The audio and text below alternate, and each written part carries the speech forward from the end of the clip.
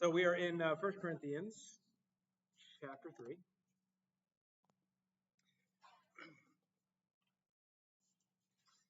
I pointed to some of the overlap as we've crossed from 1 into 2 and now from 2 into 3 as we kind of pointed to the very beginning of chapter 3, that he is making a distinction,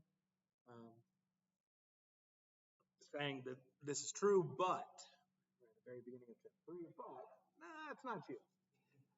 Because we've just kind of dealt with the dichotomy of a natural person and a spiritual person. One is good, one is in depth, one is living into wisdom, one is finding deeper things, one is still living according to the flesh, which is what he starts kind of building on, particularly about the church in Corinth. We've already touched on a little bit about what's wrong because of the division and all of that, but again, as we go through the letters of Paul, that's kind of one of the jobs, is reading between the lines to decide what it is that Paul's wanting to address or kind of get at.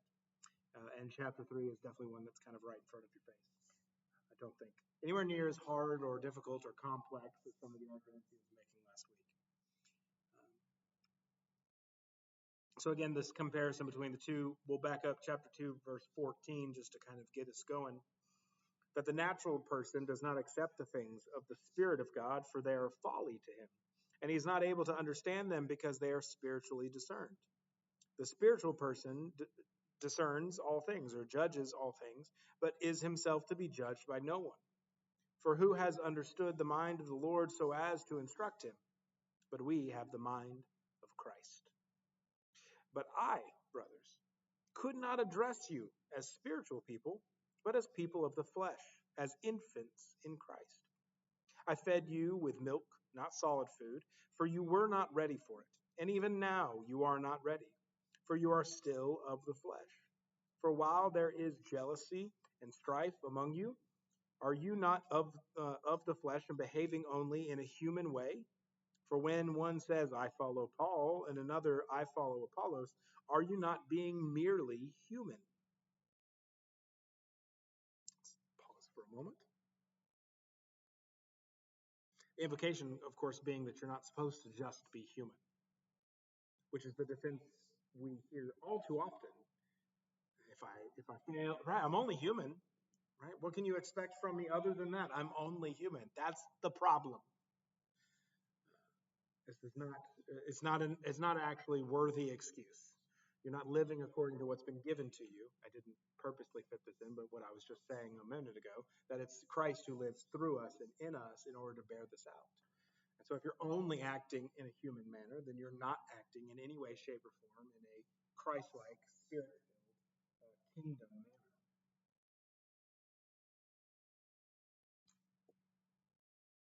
One of the things that always jumps off the page to me about this is in Romans, and of course we'll get there, but there is a bondage and a slavery that we see in Romans chapter 6, that we are enslaved to our flesh. But we are not in our flesh anymore. We are in the Spirit because the Spirit's been given. And so one of the points that always jumps out to me in reading 1 Corinthians 3 is that there seems to be a difference between whether or not we are in the flesh or if we are of the flesh. In my mind, that's because in the flesh is really kind of a question of your salvation. It's a question of your status as Christian, so to speak. But of the flesh is whether or not you're living according to that design in the first place. For me, this is a sin. There's a part of my mind that says no to this, and I'm forcing it into submission, which is to say, hold on, how could you be a fleshly Christian? Isn't that just not a Christian? But again, remember how Paul spoke to them at the very beginning of the letter. Holy ones, sanctified. And now he said, fleshly. I don't like it.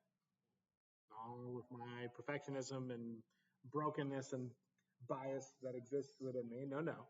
You can't be both of those things. That's not possible. But Paul doesn't seem to be bothered by that at all.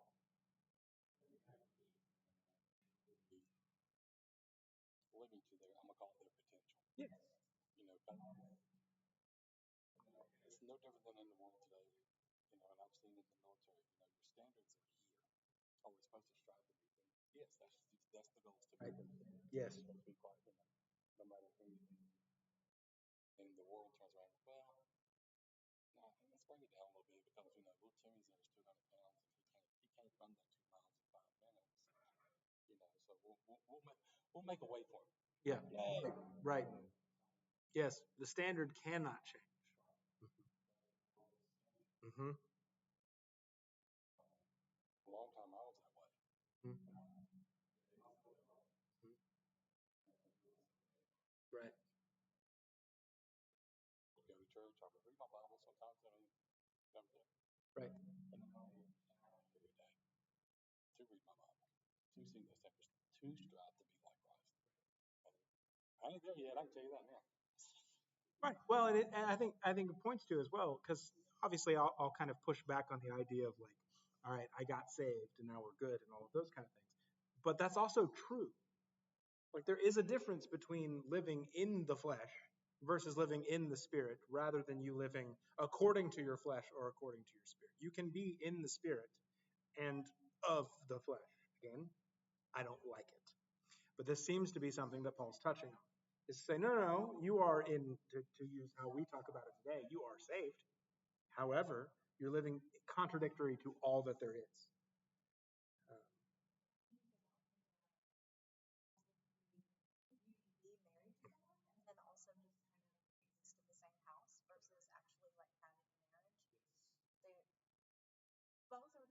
Right. One is better than the other. Mm-hmm. And I think to that point, he's just said that we're not judged by anybody. We're the ones who judge ourselves in that way to try and see that clearly, right? Because we judge according to the Spirit.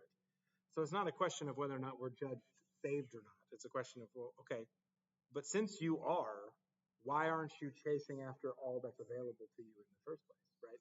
Since, like, you're married, that's great. Why aren't you just enjoying each other? Something's wrong, which is what he's trying to point at. And one of the particular ways that there's a disconnect in their relationship with Christ is the fact that there's this division among them.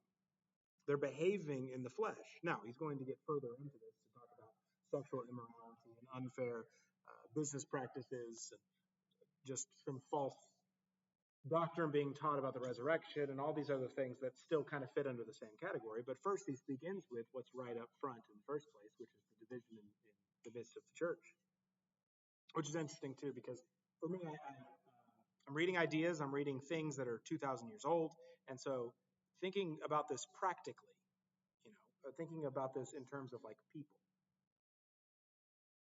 like where the overlap necessarily falls, right? Is the guy who's sleeping with his father's wife also a part of the division problem, or is he in the church going, y'all need to stop being so divisive about your teachers?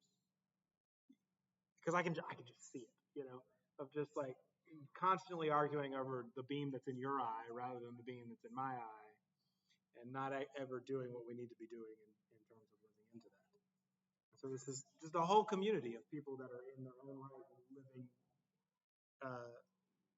right, living of the flesh, because they're just acting only human, and they're not supposed to be only human. They're supposed to be human that is now the temple and the dwelling place of the Spirit of God.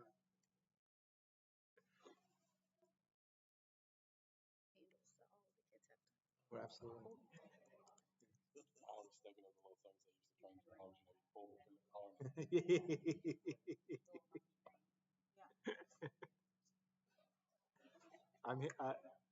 I'm following Apollos. Yeah, that's right. That's right. So we aren't to be only human, and when we decide, this teacher or that teacher or this theology or whatever else, right? I've said this Sunday morning in our Sunday school lesson in confirmation, is to say that being a Methodist is quite frankly the opposite of being anything, because John Wesley always wanted to, like, please forget the name. Please stop calling us that name. We're just Christians. That's what this is supposed to be. You're just calling us this because we're not living according to being so strictly Anglican or being so strictly Catholic or being so strictly that we like were able to disagree and be in unity in the first place. Um, Add that to the list of the reasons that they didn't like us, and quite frankly, still don't like us. Because admittedly, it opens the door for corruption and ways to take advantage of us because we're gracious and open in all of those ways, and we just watched it happen in pretty bad ways. Uh, right? But I'm not loyal to the name Methodist. I'm loyal to Jesus, and that's it. But that's for me what a Methodist is in the first place, right? Anyway, so what then, verse 5, what then is Apollos? And what is Paul? Servants through whom you believed as the Lord assigned to each. I planted, Apollos watered, but God gave the growth. So neither he who plants nor he who waters is anything, but only God who gives the growth. He who plants and he who waters are one, and each will receive his wages according to his labor. For we are God's fellow workers. You are God's field, God's building.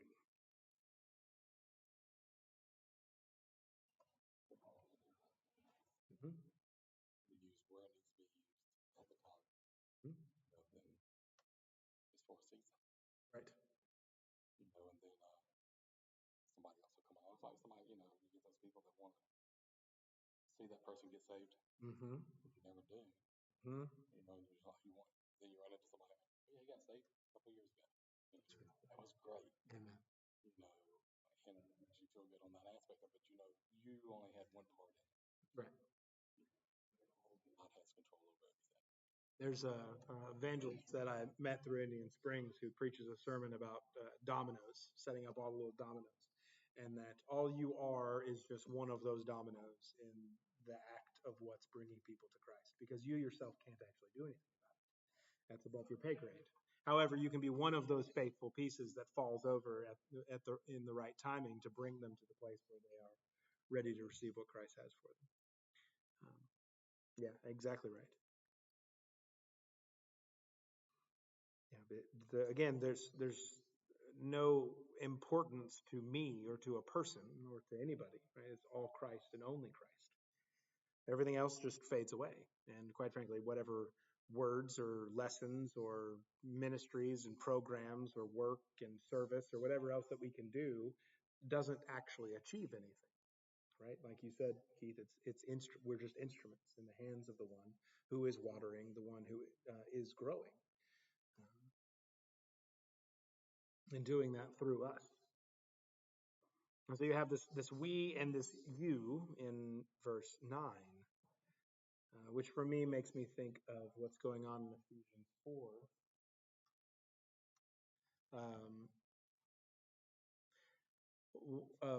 Ephesians 4 and talking about the fact that Christ is given according to the measure of his grace. That he's given to different people different things, whether that's as apostles or prophets and evangelists and pastor teachers, right? For the rest to do the work. And so there is a field to be grown and to be worked. And hey, yes.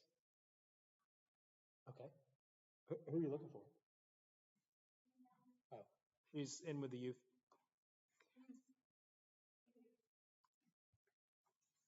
I assume she's still there at least. Anyways, right, that you have people set apart for the working of the field, but the field itself is the one to grow. The field itself is the one to actually build everything up. And so you are God's field and God's building. And he shifts gears to go from a agricultural analogy to something that's now construction based and building up that way. In verse 10, according to the grace of God given to me, like a skilled master builder, I laid a foundation, and someone else is building upon it. Let each one take care how he builds upon it, for no one can lay a foundation other than that which is laid, which is Jesus Christ. Now, if anyone builds on the foundation with gold, silver, precious stones, wood, hay, straw, each one's work will become manifest, for the day will disclose it, because it will be revealed by fire, and the fire will test what sort of work each one has done. If the work that anyone has built on the foundation survives, he will receive a reward. If anyone's work is burned up, He will suffer loss, though he himself will be saved, but only as through fire.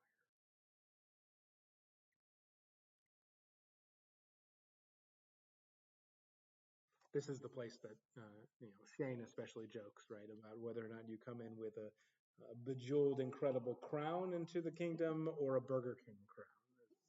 Like whether you come in unscathed in in some sense, just finely purified, or if you come in smelling like smoke because everything had to be burned off you in the first place. This is also 2 weeks ago what we were working through the Gospel of Mark. In chapter 9, Jesus says that all of us will be salted with fire. And we will go through a purification in that last day. And Jesus' request to us is go ahead and start salting yourself now. Right? If your hand causes you to stumble, cut it off. Right? Because it's better for you to be lame or blind or deaf, mute, whatever else it is in this life than to enter hell fully limbed and fully put together. Just more to be burned off.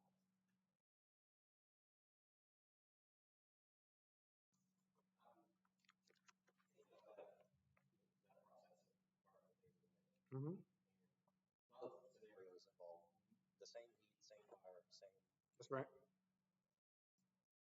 The difference in the outcome is the result of the consistency of the ore placed in the crucible. Right. In terms of what's left when it comes out. Yes. That's exactly correct.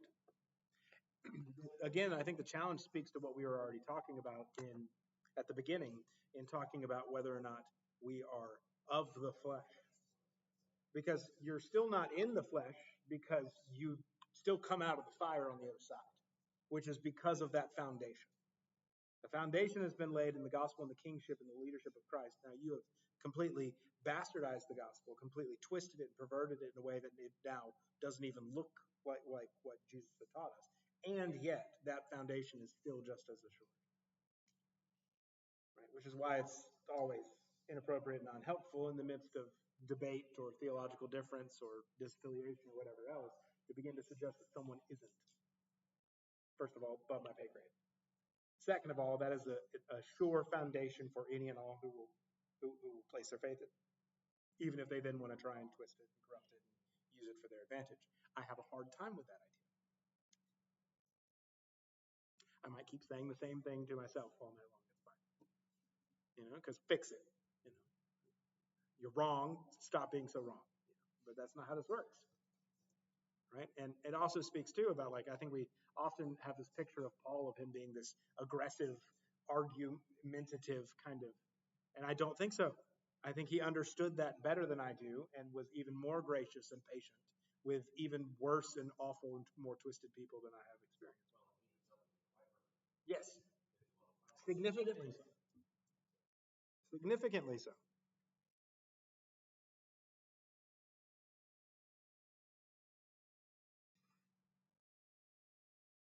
I think we all caught it, but in verse 13, he speaks of the day, right? It's the day of that final judgment, the day of the Lord, as it's talked about especially in the minor prophets. It's how the moment of the Exodus is originally referred to, is the day. It is the day of God's redemption. And so there is a future day. There's a second Exodus that has come and is still to be finished. Right? We live in that day in some sense now because the judgment of God, the wrath of God was given, was shown on the cross.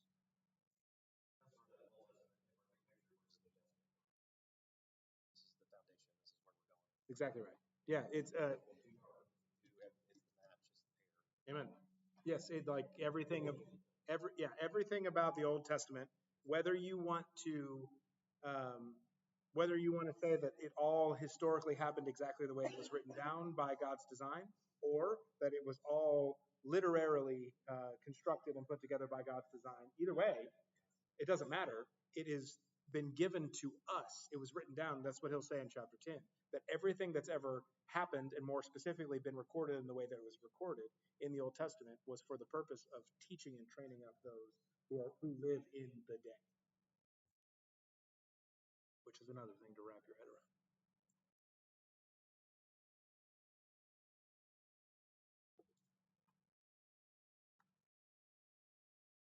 One of the places that I kind of cross-referenced here in my own study of it is in Proverbs 24. It says by Proverbs 24:3, by wisdom a house is built, and by understanding it is established.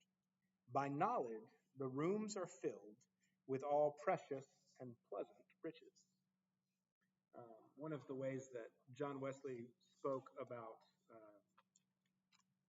the way of salvation, how this is lived out and experienced, is in these graces that build up in our lives, such that God doesn't leave us abandoned into our deplorable, entirely just lost state, but rather has prevented that by a grace that brings us to the porch of the house. And that in our entering into the house, that threshold is his justification. And then his sanctification is the filling out and living of true religion inside the house. And it's one of these places that I just think of. There's a foundation laid in the justification. And this is my house. I live here. I get, I'm not going anywhere. I've been saved, right? And then I'm being saved continually by adding to and having those niceties and decorations and furnitures and whatever else in the house. Washing the dishes is a good correction to what I'm saying, right? Is that there's a cleaning up of the house in purifying it in a way that is making it more and more as entering into the Holy of Holies, which is what sanctification is living in the very life of God. And so this picture is one that I come back to. There's a number of places that I feel like I come back to somewhat regularly in conversation or even in sermon. 1 Corinthians 3, for some reason, I just come back over and over again about this idea about just making it through the fire. And whether or not, especially because, I don't know about you, but I spend enough of my life worried about my sin, my failure, my hatred, my resentment and unforgiveness or whatever else, causing me to be essentially kicked out of the house, rather than it being a tarnish or an interruption to the building up and beautification of my salvific relationship. Right? That it's not that I've destroyed my foundation. I can't. It's Jesus. It's rather that in those moments I've built with hay and straw and everything else. Which is why I just cut it off and throw it away and let's build with some more specific things. Not to kind of mix metaphors, but the Bible's really good at that. So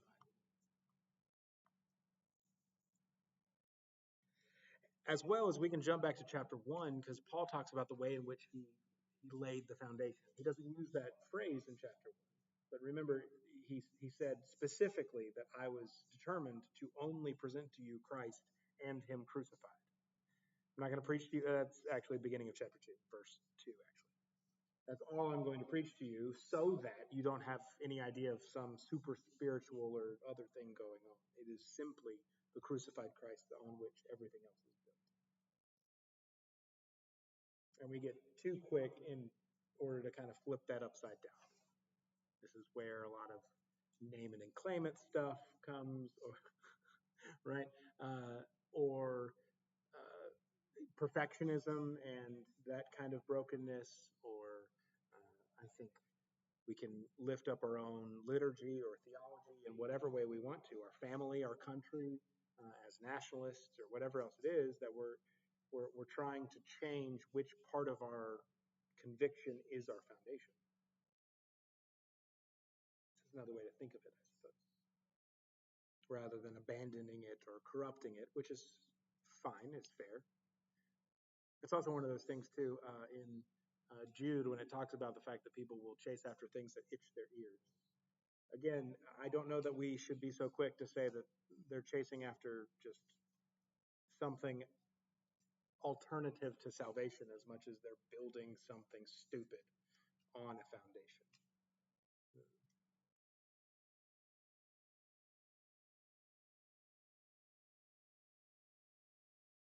Questions so far? Something jump out at you? Difference in translation?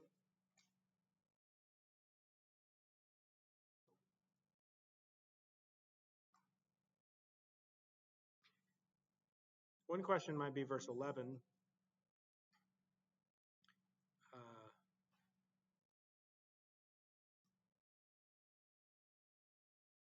I think there are ways that people do try and build up a foundation that isn't Jesus. And Paul says in verse 12, if anyone builds verse 11, no one can lay a foundation other than that which is laid, which is Jesus Christ. I've said this before. If your foundation is the foundation, then when someone wants to disagree or undermine or work against your foundation, they can't do anything about that. There's nothing they can do to crack or shake or break, which is ultimately why Christians are people who should never be offended. I'm convinced it's why we're actually the open-minded people, because yeah, sure, what do you got? That's not going anywhere. I'm fine. I can consider and hear all the things that you have for me. Whereas instead of people building on shaky, fragile foundations, they're simply building something that isn't even on a foundation at all. And as I told my students over the last 2 years in teaching apologetics, is first and foremost, we need to understand how to be compassionate to people who believe differently than we do or argue differently than we do. And I think the reason for that is we are poking holes in their entire foundation. Like they're standing over nothing. There's nothing underneath them. And it's just so easy to rip. That's a terrifying place to be. Maybe be gentle. That's just where my head goes in reading a verse like that.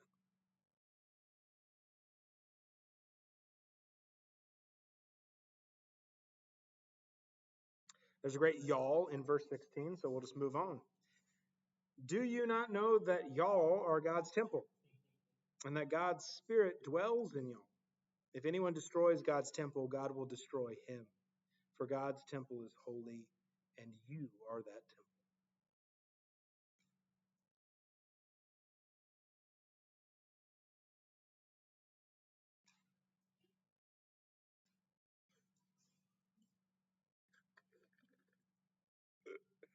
Right?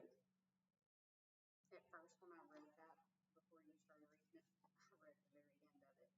For the temple of God is holy. Which temple are you? And then I was like, oh, but that kind of hits. If you change up those words, that would kind of hit it.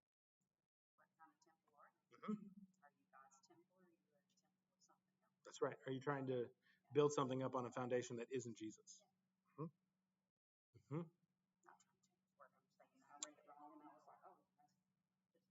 The challenge is still there. The challenge still exists for sure. Right? He's moved from this watering and planting to a building metaphor in verse 10, and now is just building that even more to know what you are being built up as is the place in which God dwells. Right? There was a pastor, I don't remember where he is, African guy, I think. And there were a bunch of others who jumped on the same thing. I don't know if you heard this, but the rapture was supposed to happen September 23rd. Did y'all come across this? Yeah, afterwards. I was like, oh man, I missed it. Yeah, I get the kick out of it. Yeah, for sure. And now that it has not happened, obviously, I watched an interview of him just unapologetically being like, "There's nothing wrong with just avoiding it entirely the way that he's manipulating all of these people." Because I mean, people in his community in particular sold their houses and their cars. I don't understand that. Right. If I'm leaving to go to heaven, That's right. I'm not settling books, but that's what their mind goes. And honestly, it's what happens every time someone predicts the rapture. Is someone Y'all don't stop going to work. Yes, it was Thessalonians. Go to work. That's right. That's right. That's not how this works. That's exactly right. God takes you in the car real slow, and somebody, you're not there. Don't worry about it. Just wait till you Yeah. Right. close your mouth. Yep, So yep, you yep. did the whole thing. It's the same kind of thing of people trying to predict or think about when the third temple will be built. I don't know if you've come across that either. Right, the first temple was built by Solomon. Second temple is reconstructed when they returned back from Babylonian captivity with Zerubbabel and Ezra and Nehemiah. And there's always been expectation of that being filled with spirit and that there being a new temple and all of these things, which goes back to what you were talking about at the garden at the beginning and the garden at the end and all of these things. But Jesus said, destroy this temple and I will rebuild it in 3 days. He's not talking about a physical location. Yeah. Well, yes, he's talking about the body of Christ, which is y'all. Right? And so as we're talking about a foundation laid in what we build, he's trying to point to the fact of what you build in your own heart, mind, and life is the thing that I'm connected to brick by brick. Do you not realize that the holy tabernacle, temple, indwelling place of God is what you are building with every choice and word and thought and concern and sin and all, like you, that's what you're building. Suck less, right? Like just to use Shane's phrase. God's temple is holy and you are that temple. You've already been made it so. And so it's not just like that, especially when we talk about coming through the fire, someone like smoke. We're talking about salvation in a way that's worried about us, worried about me and that the Bible's almost never worried about that at all. No one in the Bible is just like, but am I saved? That's not a thing. But rather it's an expectation of saying, don't you realize that you're poking holes in the temple? Because if this is your foundation, you're building up something that's just going to burn up pieces of the temple.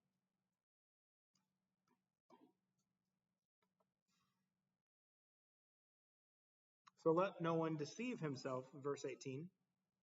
If anyone among you thinks he is wise in this age, let him become a fool, that he may become wise. For the wisdom of this world is folly with God. For it is written, he catches the wise in their craftiness. And again, the Lord knows the thoughts of the wise, that they are futile. So let no one boast in men, for all things are yours, whether Paul or Apollos or Cephas or the world or life or death or the present or the future, all are yours, and you are Christ's, and Christ is God's. Amen. Do I understand it fully? No, but amen.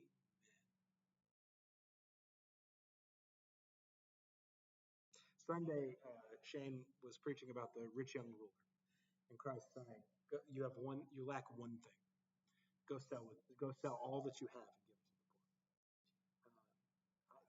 What immediately comes to mind when I read the words of "Let the wise men become fools," because the whole world will be like, "That's a terrible idea. You should not do that."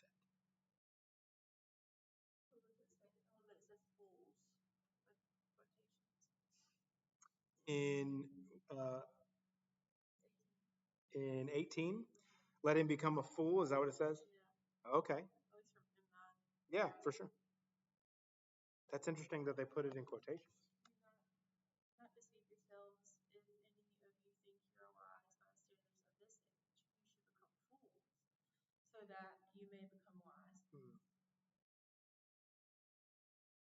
I guess they're trying to emphasize that doesn't mean you need to be an idiot. In case you haven't read the first couple chapters of 1 Corinthians and you just jumped in here all of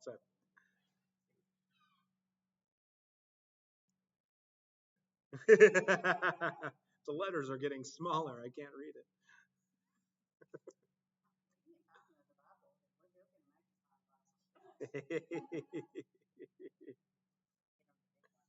Mm-hmm.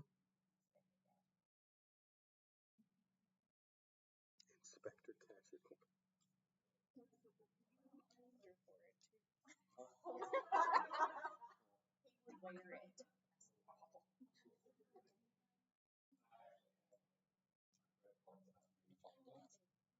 There you go.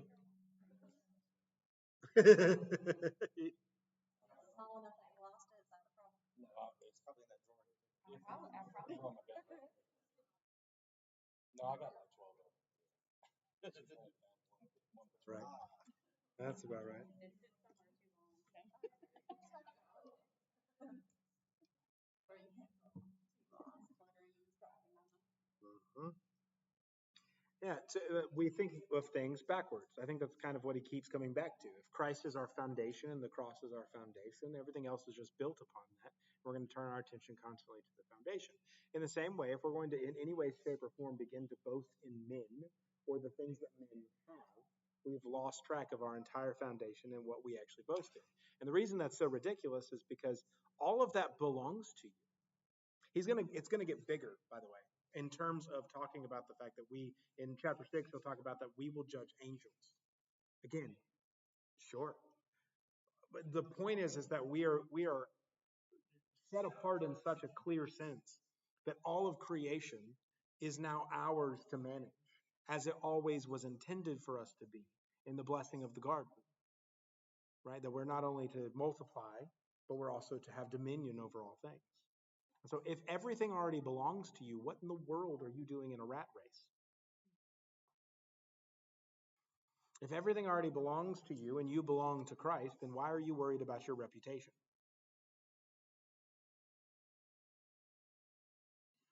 We just keep going until I've stepped on all of my toes. Never mind yours.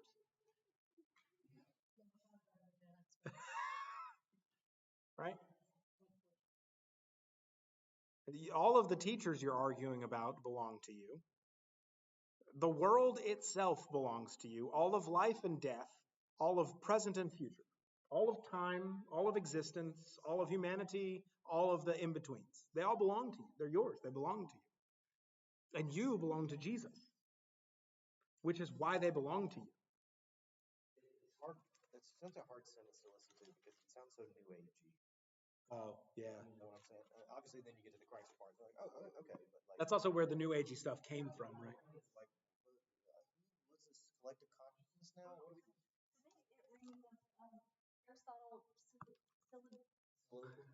It rings Aristotle, like his logic models, Uh-huh. you know, It's close. It's syllogisms. That's right. this thing belongs to God, Mm-hmm. and you belong to God. Yes. This thing belongs to you. Yes. You know, yes, it's in there for Yeah, you. but it's just wait. Why do you say it's so weird? But a quick question about the word fool here. Is it in quotes because is it a Greek, so multiple words. Yep. Is it like is that like a theater term he's using, or is it like you're a total moron, or is it you're like what's Mhm. We talking 18? I was actually chasing that. because obviously I mean he's in Corinth, so Mhm. as a Hebrew person, Hebrew fool means something completely different than Greek fool. That's the word from which we get the word moron. Yeah. Yeah. But it's also something that would, yeah. But it would also carry the meaning too as someone who is impious or godless. That's another thing in Strong's. Well, Moron and being godless to me are so different. I mean, I guess to be godless, you are a moron. well, in our culture, that's true. But that's because we think we have some wisdom or ability to think in and of ourselves, right? I think, therefore I am, kind of like going even further than that in that way. Forgot about the French guy. What's the French? Well, yes, there's. That's awesome. Yeah. Now that was solid, solid dad joke. But I think what he was talking about as far as them being foolish, Yeah. because he had told him, just get out there, and it was written. And I went and chased Job 5:13. Uh huh. And Job 5:13 says, he captures the wise by their own shrewdness. Mhm. The advice of the cunning is quickly thrown. Right. God's basically saying God's going to put a stop to it. Right. He takes it goes back to chapter 1, right? That the greatest of human wisdom still falls short of the stupidity of God. It's the same kind of word being used over and over again. Of God's foolishness is still greater than man's greatest wisdom. And so there. On the way home from today, Huh? well, on the way here, and like passing. Yes, that's from Job. Well, we're just talking about the foolish and the blah, blah, blah. Somebody We're was just talking burning about all it. the It's really, She told everything's fine. that's why I'm looking She at goes, it. Mom, there's fire! And I was like, yeah, I know, it's okay. She's like, no, but there are real flames. Like, there's fire. And I'm like, there are people out there managing it. It's fine. Everything's fine. She goes, oh, that was close. Right? And so, I think that that's kind of the best that we have to offer Yep. compared to, on God's worst day, if you were to have a worst day. Like, Yeah, right, exactly. that's the, Mhm. oh, that was close. And it requires us to be trusting enough, as she was trusting of you in that moment, to be like, oh, I guess everything's fine, even though the world is on fire right now. I'm thinking so. Fire's not good, but you're telling me it's controlled? What do you mean? Yeah, right. And so, like, I'm okay. This is fine. Okay. Can we go home and start a fire? Like, what, Yeah, that's exactly right. I think that's exactly what's happening. Is to turn to him in such a way that the foolishness of man is just left behind. And that we leave it behind purposely.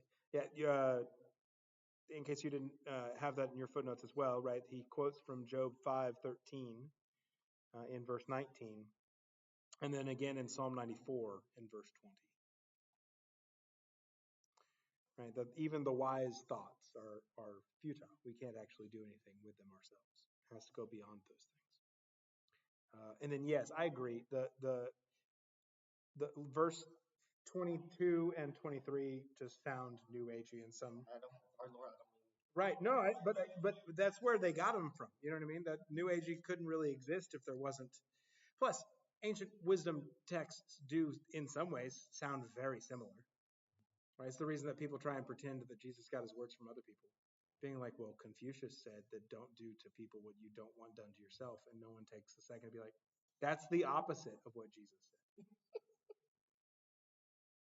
Anyway, it's the same, like, because what is presented is one of the most incredible Russian nesting dolls I've ever seen. Yes, of just like there's all of the things we understand of our world and our teachers of life and death and all time. Those all belong to you, so they go in there, and you go in Christ, and Christ is in God. So there you go.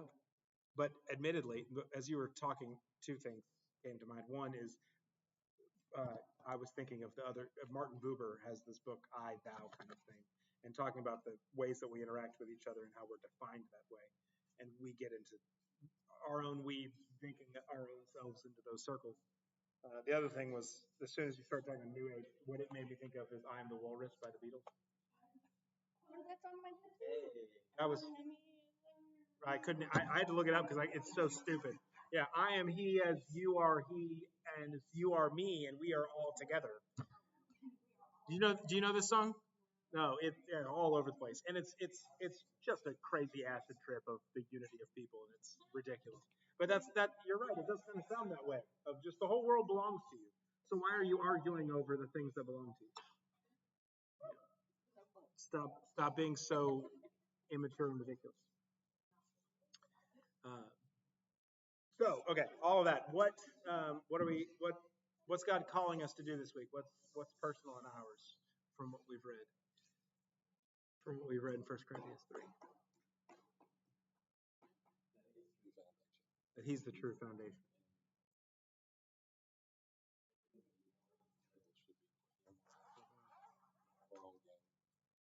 Whatever we bring to the table just for ourselves is going to go through that refiner's fire to come out as ash, or it's going to be purified.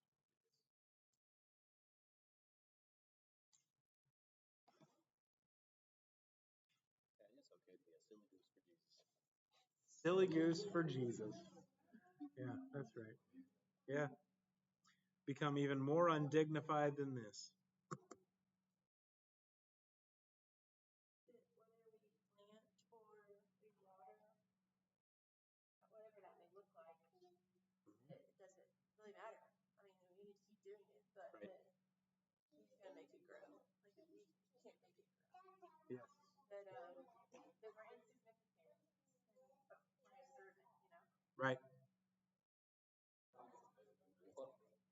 Say, Well, I mean, compared to what matters, you know. Yes, Yeah. Well, we don't. value in this case. Yeah, that's true too. I think another way to think about it is I continue to do what I'm called to do without reference to how it produces anything. Right. Yeah, because right, that isn't to say that your watering is insignificant or that you're insignificant, but it is to say that the growth of the plant is not what's important to you. You just be faithful in building the brick, which is a crazy thought. There was a missionary at Indian Springs sharing this testimony of this woman who had planted all these churches and done all of these things and like served and loved on all these people and was talking to someone later in her life about how she'd never seen any of the fruit, you know, and just what sort of impact she had had, and that was completely fine, right? Like I want to. I first of all don't have a green thumb, anyways. But I like if I go out and water that daggum plant, I want to eat the fruit. I want to see the plant. I want to enjoy the plant and all the things. But God doesn't call you to that. Just keep watering and keep moving and keep going. Do the thing. Yeah, and recognize that you're building something greater than you can perceive and understand in some sense. Because if you're focusing on what you can understand and what you can perceive, then you're trying to build your own things rather than building what He's calling you to. Yeah, that's good.